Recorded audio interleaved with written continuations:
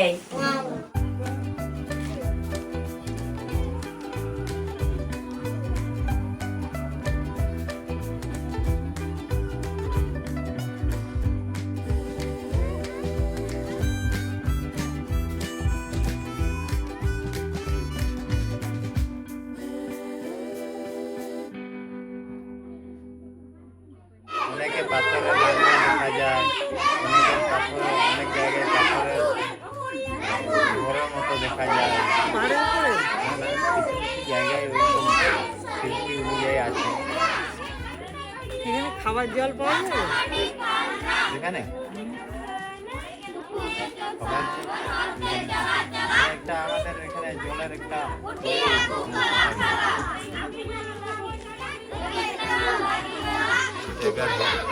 কিন্তু আমাদের ওই যে গরমের কালটা এলে একটু একটু সংগ্রহ করে ওই জলটাকে মোটামুটি আপনার